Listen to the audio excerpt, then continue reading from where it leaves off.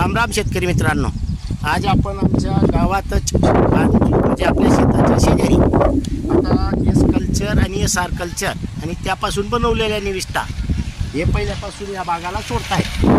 यामध्ये त्यांनी जे रासायनिक खतं घेतलेले आहेत ते पण आपल्या एस आर कल्चरमध्ये बॉन्डिंग तोडून देत आहेत।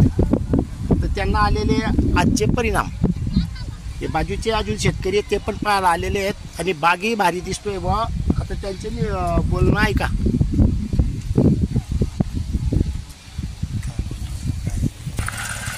रामराम शेतकरी मित्रांनो, माझ्या गावगाळोदा सुनील बुवा आणि आमचं शेत एक शेजारी आहे।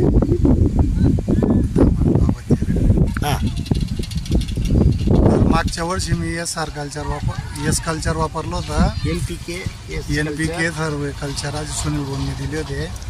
आता एस आर कल्चर दिलं ते पहिल्यापासून वापरतो आहे। तरी माझ्या बाग 9 पाहून घेतो।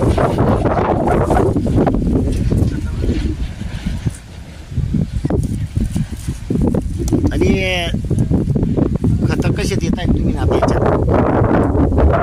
युरिया पोटॅश एस आर कल्चरमध्ये टाकून देत आहे आम्ही आता सोडायला। दर 8-8 दिवसाला सोडणं चालू आहे। पेसल डोसमध्ये काही एक नाही आहे, फक्त जमिनीतून हे चालू आहे। त्याच्यात अंड्यांचंही बनवलेलं आहे, ते पण सोडलेलं आहे। बाकी ह्युमिक ॲसिडनं ते पण आपण याच्यात कमी करून दिलेलं आहे। मित्रांनो, या इथे आपण जे एस आर कल्चर वापर चालू आहे त्याचे हे परिणाम आहेत आणि सण पण लागवड केलेली आहे। इथं कार्यक्रम मागच्या वर्षी कार्यक्रम होता, त्यावेळेला जमीन मात्र पूर्ण दाबली गेलेली होती। आजच्या कंडिशनमध्ये जमीन पूर्ण भुसभुशीत झालेली आहे। जमीन कशी झाली आता? एकदम नरम झाली आहे। अगोदर एकदम देखाड होते, नागरतीच्या रोटामध्ये फुटले नव्हते। आता ते आपल्या एस आर कल्चरमुळे पूर्ण क्लिअर झालेलं आहे। आता हे बघू शकतायत तुम्ही आणि हे मुड्या बघा, पांढऱ्या मुड्या, भर पांढरा टेम्परेचर 43-45चं टेम्परेचर आहे आणि हे मुडी बघा।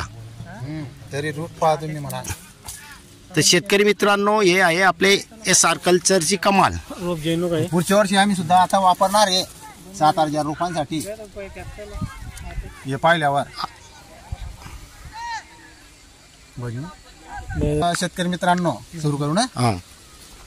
यावर्षी आम्ही नंदूभाऊच्या शेतात आलेलो आहे आणि त्याचे रिझल्ट पाहून पुढच्या वर्षी आम्ही सुद्धा आता 7,000 रुपयांसाठी वापरणार आहे सुनील भाऊजी एस कल्चर म्हणून।